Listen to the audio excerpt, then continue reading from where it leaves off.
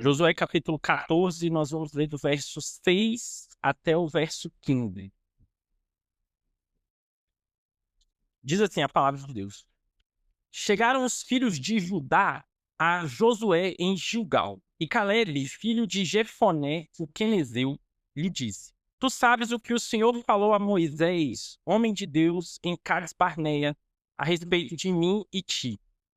Tinha eu 40 anos, quando Moisés, servo do Senhor, me enviou de Cades Barneia para espiar a terra.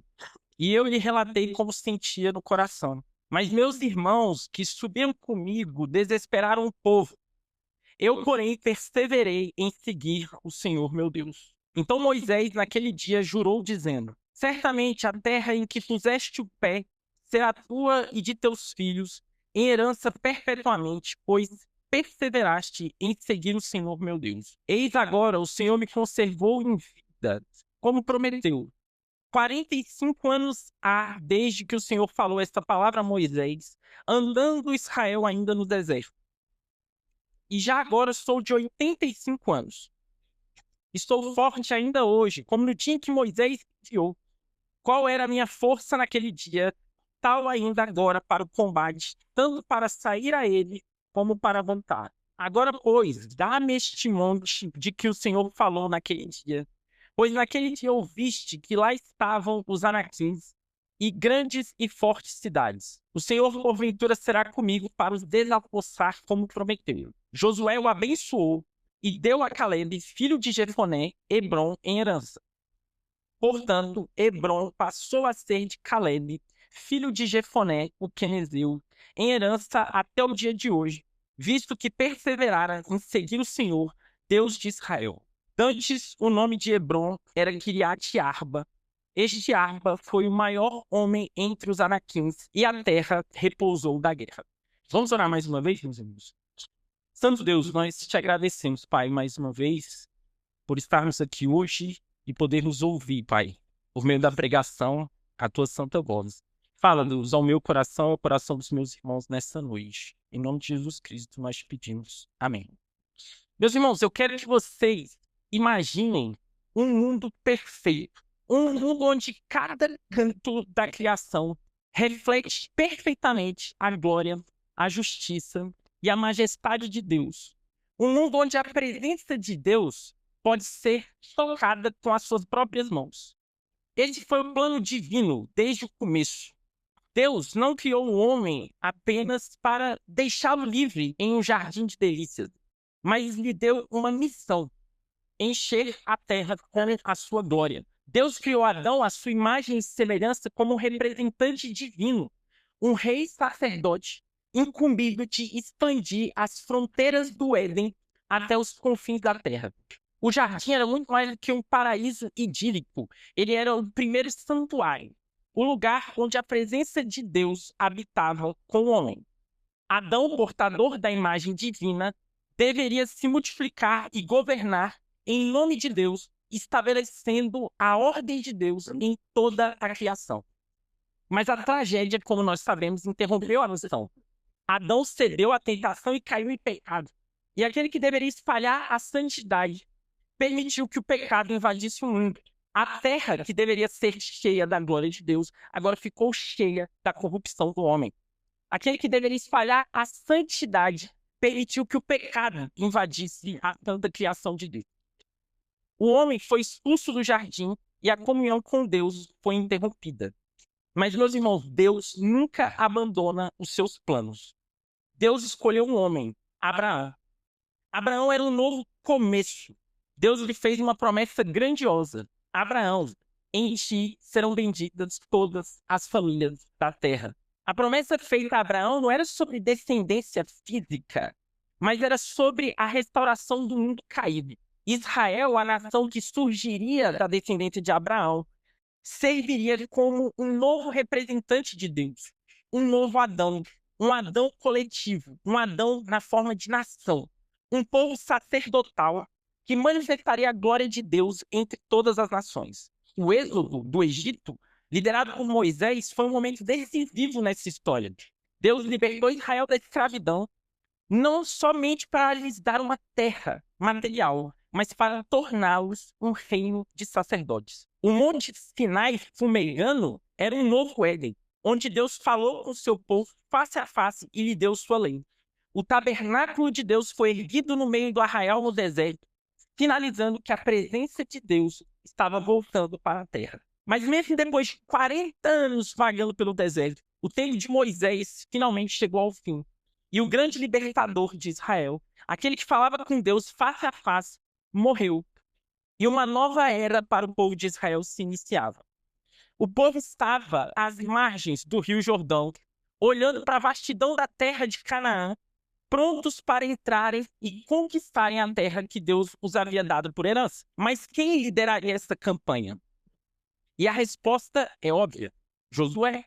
Ele sempre esteve ao lado de Moisés, mesmo nos momentos mais difíceis, e era um guerreiro destemido e um comandante capaz. Desde os primeiros dias da caminhada no deserto, Josué se destacou como um líder fiel. Sempre companheiro de Moisés, obedecia a Deus e confiava em Deus, sem hesitação. Agora, com Moisés ausente, Deus confirmou a decisão. Ser forte e corajoso, não te deixarei e nem te desampararei, disse Deus a Josué. Mas, meus irmãos, entendam que a conquista de Canaã não era um ato militar apenas, mas era o cumprimento de uma missão divina. Israel deveria estabelecer em Canaã um reino fundamentado na justiça e na aliança de Deus, purificando a terra da idolatria e do mal. Muito além de campanhas de guerra, Israel deveria estabelecer o seu domínio pela justiça, pela santidade. Israel deveria fazer brilhar a glória de Deus entre todas as nações que a rodeavam. A missão de Josué, portanto, não era nada simples. A terra diante deles não estava vazia, como se estivesse esperando que os israelitas simplesmente construíssem suas casas. Aquela terra que deveria transbordar da glória de Deus estava contaminada pela idolatria e pelo paganismo e pela imoralidade, que pior espécie que vocês possam imaginar. Josué, então, começa liderando essa missão de conquista. Ele começa a partir de um ponto crucial na tomada de Canaã, que era a fortaleza de Jericó.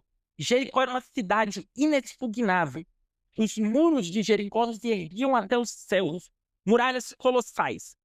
Essa guerra, então, já estava claro desde o início, não seria travada com espadas e lanças, mas seria travada no poder de Deus.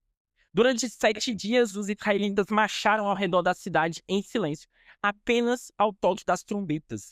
Mas no 7º dia, ao som do grito do povo, as muralhas de Jericó desmoronaram como folhas ao vento. Jericó caiu e a terra foi entregue nas mãos dos filhos de Israel. Depois de tomar Jericó, seguiu-se a cidade de Ai, e a conquista foi avançando. O povo de Israel dividiu a terra de Canaã no meio, frustrando qualquer tentativa de uma união entre os cananeus. Os reis do sul tentaram impedir o avanço de Israel.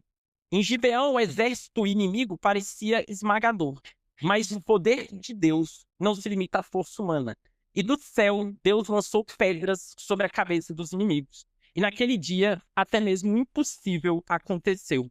O sol e a lua pararam para que o povo de Deus conquistasse aquela vitória.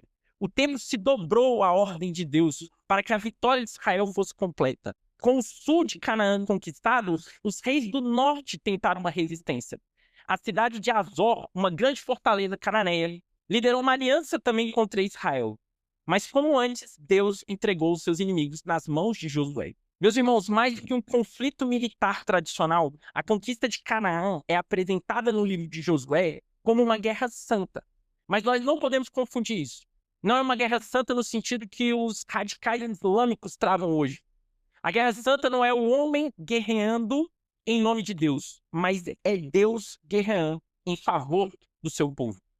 Deus interveio diversas vezes no campo de batalha, demonstrando que a posse da terra prometida não era uma conquista humana, mas era o cumprimento de uma promessa e um juízo sobre os povos de Canaã.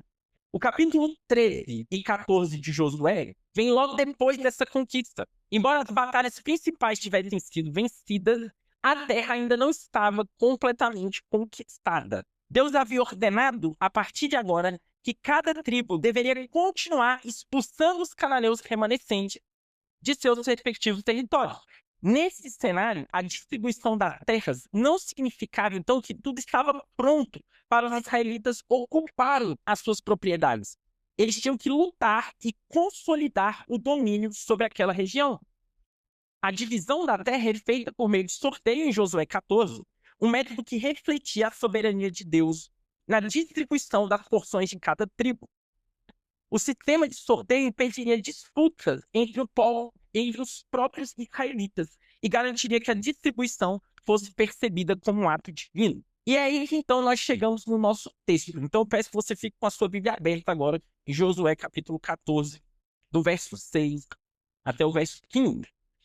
O texto diz: chegaram os filhos de Judá a Josué em Gilgal, e Calebe, filho de Jefoné, o quenezeu, lhe disse: tu sabes o que o Senhor falou a Moisés, homem de Deus, em Cades-Barneia. Em Cades-Barneia, a respeito de mim, tinha eu 40 anos quando Moisés, servo do Senhor, me enviou de Cades-Barneia para espiar a terra, e eu lhe relatei como sentia no coração. Mas meus irmãos que subiram comigo desesperaram o povo. Eu, porém, perseverei em seguir o Senhor, meu Deus. Josué 14, verso 6, menciona que os filhos de Judá se aproximaram de Josué em uma cidade muito específica, Gilgal. Gilgal foi o primeiro ponto de encontro dos israelitas quando entraram na Terra Prometida. Foi lá que eles celebraram pela primeira vez a Páscoa em território cananeu. E foi lá que os filhos de Israel foram circuncidados, desde que eles haviam saído do Egito 40 anos antes. Foi lá também, em Gilgal, que pela primeira vez, após 40 anos, parou de cair o maná do céu. Ou seja, Gilgal era uma base de operações. É o início da conquista da terra. Foi ali que Deus renovou a aliança com os israelitas. Foi ali que Deus praticou novamente com o seu povo as marcas da promessa, a circuncisão e a Páscoa. O fato de Calebe e a tribo de Judá buscarem Josué em Gilgal especificamente, mostra que a decisão sobre a herança dessas pessoas estava sendo tratada num contexto de renovação do pacto e de completa obediência ao mandamento de Deus. Mas notem que Calebe menciona um episódio muito específico e muito conhecido de todos nós. O episódio de Cades-Barneia, que está na narrativa do Pentateuco em Números 13 e Números 14. Mas se você não se lembra exatamente do que aconteceu, deixa eu refrescar a sua memória. Deus havia chamado Moisés na sarça que ardia sem se consumir. Moisés liderou o povo na saída do Egito, humilhando os deuses egípcios e Faraó. Deus abriu o mar diante do povo e destruiu o exército de Faraó. Uma coluna de nuvem e uma coluna de fogo acompanharam o povo durante todo o percurso no deserto. Deus fez cair comida do céu para aquele povo. Mas depois de alguns anos, aproximadamente 2 anos, eles finalmente chegaram na beira da terra de Canaã, no limite da terra, a cidade de Cades-Barneia. Moisés, então, enviou espias para verem se a terra era realmente boa. 12 espias, um para cada tribo de Israel, foi enviado nessa missão. E o vento, meus irmãos, provavelmente soprava muito seco naquele dia, em que no acampamento de Israel, todos esperavam com ansiedade pelo retorno dos espias. Durante 40 dias, eles atravessaram a terra de Canaã, exploraram as fortalezas, exploraram o território e realmente confirmaram que a terra era boa. Quando eles chegaram, a visão era impressionante. Um cacho de uvas tão grande que precisou ser carregado por 2 homens, acompanhado de romãs e figos. Murmúrios de esperança, então, se espalharam pela multidão. A terra é boa. Deus realmente está cumprindo suas promessas. Mas então as palavras começaram a cair como punhais no coração dos israelitas. Alguns dos espias disseram: a terra é boa, mas os inimigos que estão nela são gigantes. Sua cidade tem muros que tocam o céu. Há filhos de Anak por toda parte, guerreiros temíveis, e ao lado deles parecemos meros gafanhotos. O pavor então começou a tomar conta do povo e eles se levantaram em completo desespero. Gritos de revolta ecoaram contra Moisés e contra Deus. Por acaso Moisés nos trouxe aqui para morrermos pela espada? Alguns disseram até que seria melhor terem morrido nas mãos de Faraó no Egito. Outros cogitavam um novo líder para guiá-los de volta à escravidão no Egito. Foi nesse momento em que Caleb se posicionou e, com um olhar cheio de determinação, disse: subamos e possuamos a terra. Certamente nós seremos vitoriosos. Mas os espias incrédulos disseram: nós não podemos. Eles são mais fortes do que nós. O medo então se espalhou pelo arraial de Israel como um incêndio. No meio daquele caos, Josué e Caleb rasgaram as suas vestes e clamaram com toda a força dos seus espíritos: a terra é boa. Se o Senhor se agradar de nós, ele nos fará entrar. Não temam o povo da terra. O Senhor está conosco, não tenham medo. Mas as suas palavras foram recebidas com total hostilidade. Houve quem sugerisse que Josué e Caleb deveriam ser apedrejados. Então a glória de Deus brilhou no tabernáculo. E Deus interveio. A ira de Deus se acendeu contra um povo rebelde e obstinado. E decretou naquele mesmo dia que toda aquela geração, exceto Josué e Caleb, morreria no deserto, sem jamais pisar na terra prometida. O destino de Israel foi selado. Enquanto todos os espias morreram de praga, Caleb e Josué permaneceram vivos, guardados pelo Senhor.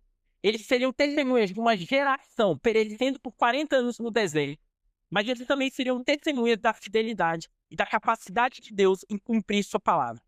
Enquanto todos caíam pelo caminho, seriam eles que atravessariam o Jordão, prontos para tomar posse da herança que Deus havia desconstituído.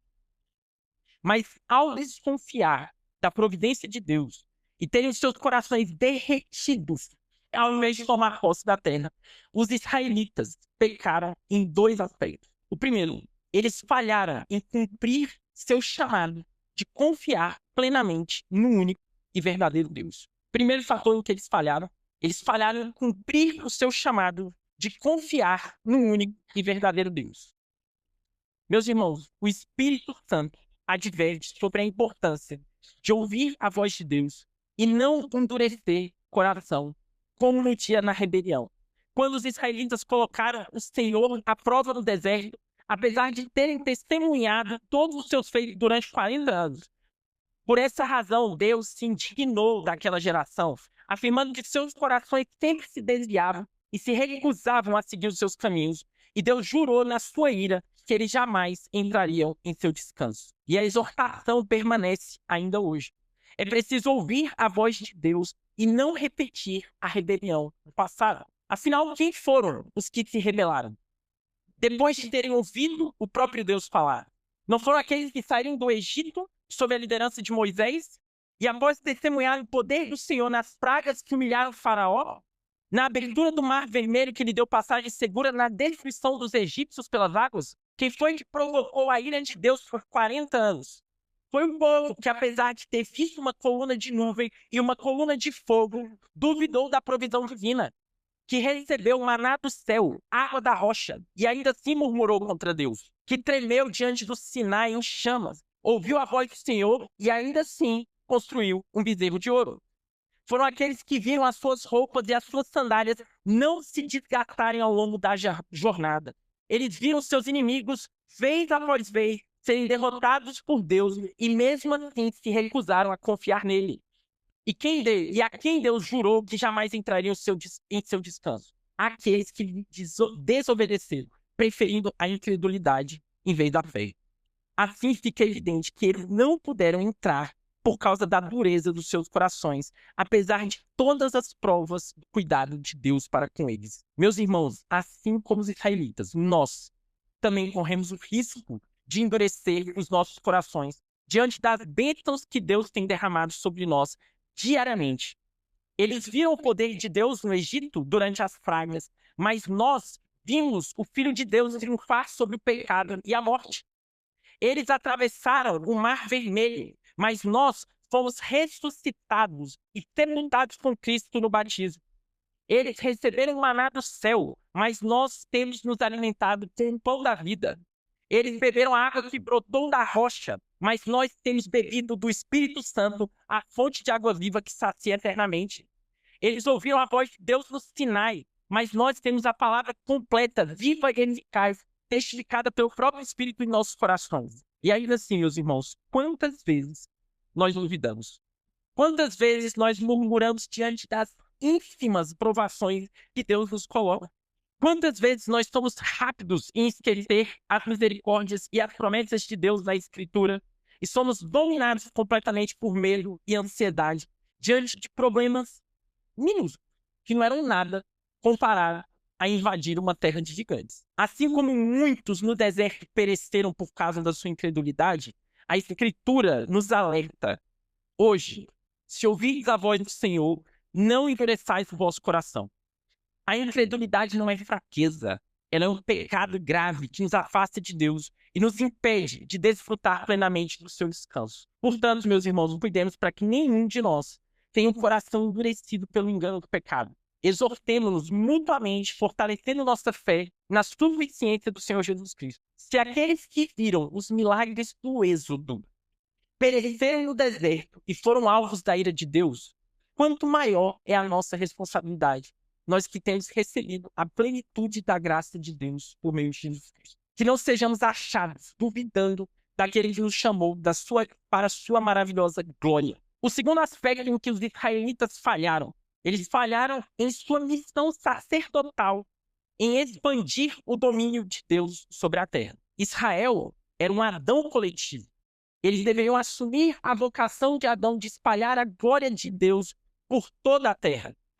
E em vez de terem assumido a sua missão e a sua vocação em Canaã, de expandir a presença de Deus por meio da proclamação da glória e do senhorio de Deus sobre todas as coisas, eles fracassaram completamente. E nós, cristãos, as nossas igrejas modernas, nós temos sucumbido diante do mesmo medo que paralisou os israelitas em Cades Barneia. Diante de desafios culturais, sociais e espirituais do nosso tempo, há um recuo, uma postura de autodefesa, em vez de uma ofensiva ousada para estabelecer o reino de Deus. Meus irmãos, após a sua morte, ressurreição e ascensão, Jesus disse com todas as letras que recebeu toda a autoridade no céu e na terra. Isso significa que não há nenhuma esfera da realidade que esteja fora do governo de Jesus Cristo. Ele é rei, não de um domínio espiritual abstrato, mas de toda a criação.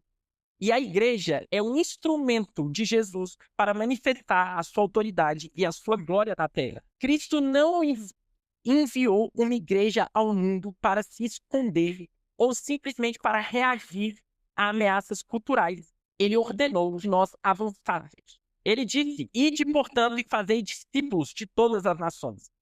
Essa ordem foi dada a um povo em desvantagem.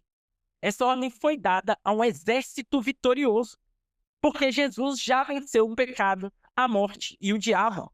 A igreja não está lutando por uma vitória provável. A igreja está lutando por uma vitória que já foi conquistada pelo sangue de Jesus. Além disso, Cristo prometeu que as portas do inferno não prevaleceriam contra a igreja. A imagem que Jesus tem da sua igreja não é de uma igreja acuada. Meus irmãos, portas são instrumentos de defesa e não de ataque. Na ideia de Jesus, quem ataca é a igreja e não o diabo e o inferno. Somos nós que atacamos o reino das trevas. Somos nós que fazemos prevalecer a palavra de Deus. Somos nós que devemos levar com ousadia o evangelho da salvação diante de um mundo de trevas. Infelizmente, em vez de assumirmos essa postura ofensiva contra o pecado, contra a maldade e a injustiça, nós vivemos em modo de sobrevivência. A prioridade deixou de ser conquistar os perdidos e se tornou preservar os nossos filhos do avanço do progressismo cultural. O foco não é mais transformar a cultura por meio da palavra, mas evitar que a cultura nos atinja. Pastores e líderes falam mais sobre proteger a moralidade da igreja e da família do que sobre promover ativamente o reino de Deus no mundo. Isso é um erro estratégico e um pecado grave. Porque assim como os israelitas olharam para os gigantes de Canaã e se esqueceram das promessas de Deus, muitas vezes nós estamos olhando para os desafios culturais, o secularismo, o relativismo moral, o avanço das ideologias anticristãs, e nós estamos nos esquecendo de que Jesus Cristo já venceu o mundo. O resultado dessa postura medrosa é uma igreja irrelevante, inútil, isolada e sem impacto no mundo, porque a nossa missão se tornou manter o que nós temos e não avançar contra as trevas. A igreja perde o seu propósito. A grande comissão vira irrelevante, um mero detalhe diante das agendas das igrejas. Mas se nós quisermos cumprir a nossa vocação, nós precisamos abandonar a mentalidade de Cades Barneia. Deus nos chamou para avançar e não para nos esconder. Isso significa que nós devemos proclamar a verdade de Cristo sem medo da cultura. Que nós devemos lutar contra o pecado, contra a injustiça com coragem, confiando que Cristo já reina. Que nós devemos evangelizar ativamente, sabendo que o inferno não pode resistir ao avanço da igreja. Os israelitas temeram os gigantes e foram condenados pelo deserto por 40 anos. De quanto mais severo castigo, nós seremos merecedores se profanarmos o sangue da aliança e apagarmos o espírito da graça. A igreja tem temido os gigantes culturais e se tornou passiva e irrelevante. Mas, meus irmãos, Cristo não morreu e ressuscitou para termos um cristianismo tímido. Ele reina agora e nos chama para avançarmos com ousadia, certos de que nada pode deter o avanço do seu reino. Versículo 9. Então Moisés, naquele dia, jurou dizendo: certamente, a terra em que puseste o pé será tua entre teus filhos, em herança perpetuamente, pois perseveraste em seguir o Senhor, meu Deus. Caleb se lembra, então, do juramento de Moisés, que garantiu a ele a terra onde ele pisou como herança perpétua. O verbo "e perseveraste" destaca a fidelidade contínua de Caleb em seguir a Deus, em contraste com aquela geração que duvidou e pereceu no deserto. Isso traz uma forte conexão com a verdade bíblica de que a herança está vinculada à obediência. O versículo 10. Eis agora, o Senhor me conservou em vida como prometeu. 45 anos há desde que o Senhor falou estas palavras a Moisés, andando Israel ainda no deserto. E já agora sou de 85 anos. Meus irmãos, o verbo conservou destaca a soberania de Deus sobre a vida de Caleb.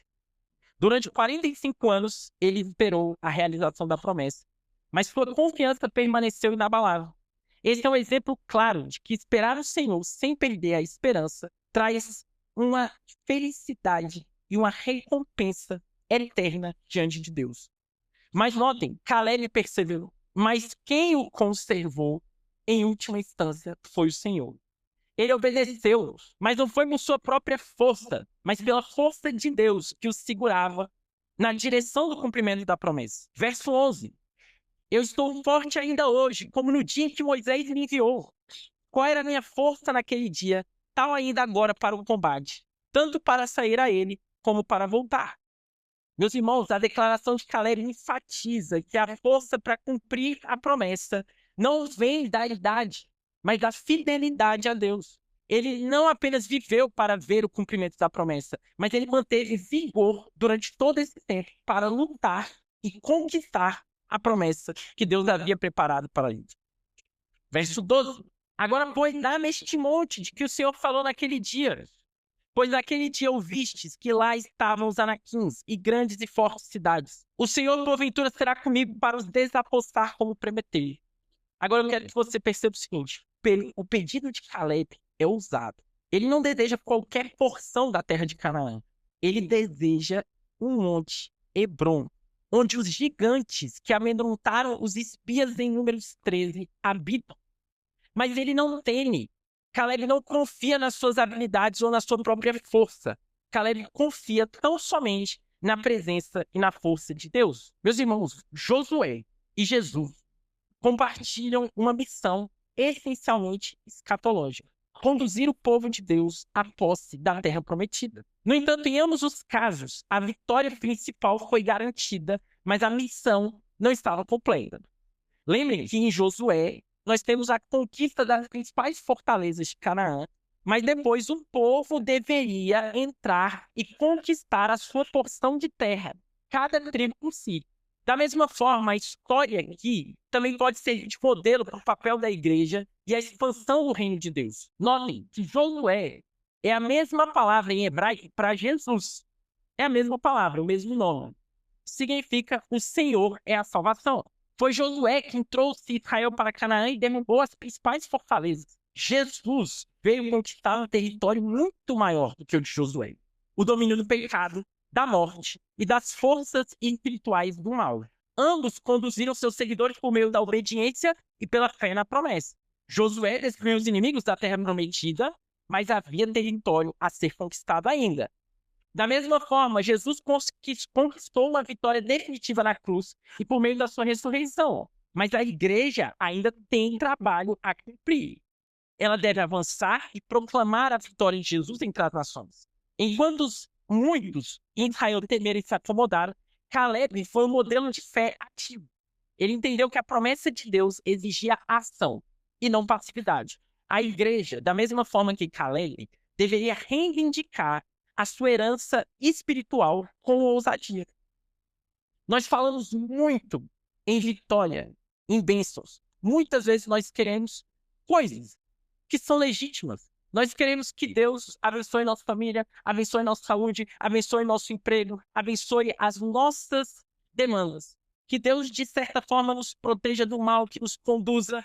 Mas nós temos reivindicado verdadeiramente a vitória contra o pecado, contra a injustiça e contra o mal. Nós temos lembrado a Deus de suas promessas de nos fazer vitoriosos contra o pecado. O reino de Deus não cresce por inércia, mas cresce por fidelidade à missão. Foi o próprio Jesus quem disse: o reino do céu é tomado à força. O quanto será que nós temos lutado para a expansão do reino de Deus no mundo?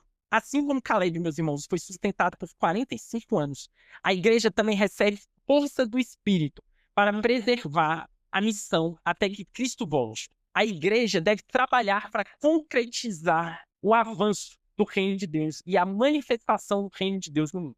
Verso 13. Josué o abençoou e deu a Caleb, filho de Jefoné, Hebrom em herança. Portanto, Hebrom passou a ser de Caleb, filho de Jefoné, quenezeu, em herança até o dia de hoje, visto que perseverara em seguir o Senhor, Deus de Israel. Dantes o nome de Hebrom era Kiriat-Arba. Este Arba foi o maior entre os anaquins, e a terra repousou da guerra. Meus irmãos, o pedido de Caleb envolvia especificamente a posse de Hebrom, uma das cidades mais antigas do território de Canaã. Caso você não se lembre, Hebrom era um lugar sagrado já para os israelitas, pois foi lá onde Abraão viveu e comprou um campo para sepultar sua esposa Sara. Foi lá também que foi sepultado Abraão, Isaac e Jacó. Na época da conquista de Hebrom, ela era chamada de Kiriat-Arba e era habitada pelos Anaquins, uma raça de gigantes. O fato de Caleb pedir especificamente Hebrom mostra sua coragem e confiança em Deus, pois ele estava reivindicando uma das cidades mais difíceis de serem tomadas.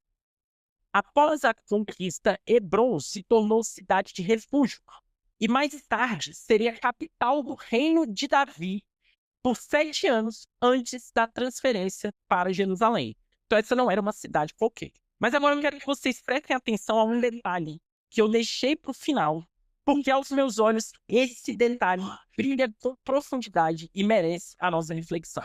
Volta comigo no verso 6. No verso 6 diz o seguinte: chegaram os filhos de Judá a Josué em Gilgal. Agora presta atenção nessa parte. E Caleb, filho de Jefoné, um quenezeu. Vai comigo no verso 14. Portanto, Hebrom passou a ser de Caleb, filho de Jefoné, um quenezeu. Eu quero que você se atente a essa designação do pai de Caleb. O texto enfatiza 2 vezes que Caleb era filho de Jefoné, um quenezeu. E o termo quenezeu, ele pode ter 2 significados. Existem 2 possibilidades para o que significa quenezeu. A primeira, quenezeu pode ser traduzida como descendente de Quenez, ou membro da tribo de Quenez. Na tradição bíblica, os quenezeus eram considerados descendentes de Quenez ou Kenaz, um dos netos de Esaú, o irmão de Jacó. Se essa hipótese for a correta, isso implica que o pai de Caleb não era um israelita. O pai dele era um edomita. A segunda possibilidade é que o termo esteja relacionado aos queneus, um povo que habitava em Arad, ao sul da cidade de Hebrom. Se essa for a opção válida, então o pai de Caleb tinha origem cananeia. Embora eu acredite que a primeira opção seja mais provável, o mais importante é que não importa se ele era descendente de Esaú ou se o pai dele era cananeu. O fato é que uma coisa é clara: o pai de Caleb não era judeu. O pai de Caleb não era israelita. Ou seja, o próprio Caleb não era um judeu pleno. Era judeu só por parte de mãe, no máximo. Seu pai não fazia parte da linhagem de Israel com a qual Deus havia feito um pacto no Sinai. E é aqui que a história de Caleb se torna ainda mais fascinante e cheia de ironia divina. Enquanto os legítimos herdeiros da promessa, os filhos de Israel, temeram, não creram e pereceram no deserto, aquele que vinha de uma linhagem gentílica, aquele que poderia ser facilmente considerado como nada, como não pertencente, pela fé se apossou da terra e do descanso prometido. E mais, ele não herdou qualquer porção da terra.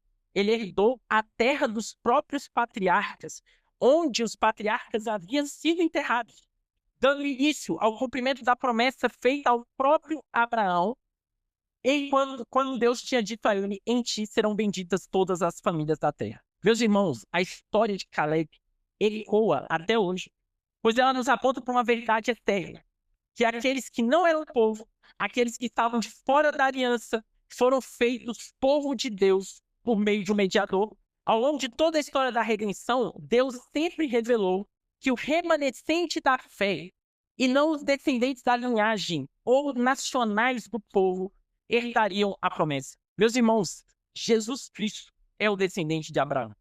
Ele é o segundo e melhor Adão, o representante perfeito de Israel, em quem todas as promessas de Deus têm o sim e o amém. Nele, todos os que creem têm parte na promessa eterna.